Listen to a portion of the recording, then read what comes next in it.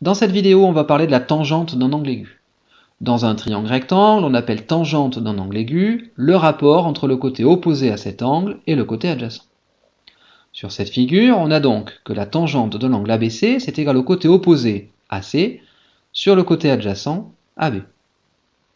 Et on a aussi que la tangente de l'angle ACB est égale au côté opposé AB sur l'hypoténuse AC.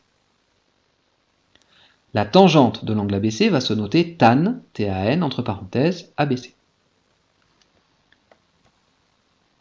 Dans un triangle rectangle, la tangente d'un angle aigu est un nombre strictement positif, c'est tout ce qu'on peut dire. On a donc que, pour tout angle aigu A, tangente A est un nombre positif. La preuve, c'est simplement que c'est le rapport ou le quotient de deux longueurs, donc de deux nombres positifs, donc forcément c'est un nombre positif.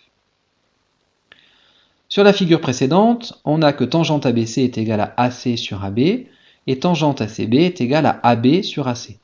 Autrement dit, la tangente d'un angle, c'est l'inverse de la tangente de l'autre angle. Alors un exemple d'utilisation, après avoir repéré sur la calculatrice la touche tangente, RMC est un triangle rectangle lancé tel que RC égale 13 cm et MC égale 7.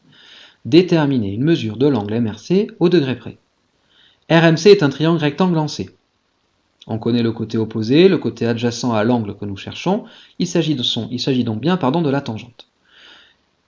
C'est un triangle rectangle lancé, tangente MRC est donc égale au côté opposé MC sur le côté adjacent RC, si bien que tangente MRC est égale à 7 sur 13. Alors ici, attention, on ne va pas calculer 7 sur 13 à la calculatrice, qui nous donnerait une valeur approchée, ce qui augmenterait notre erreur d'approximation. On va se contenter de taper directement arctangente de 7 treizièmes, ou arctangente de 7 divisé par 13, et on obtiendra que l'angle MRC est environ égal à 28 degrés.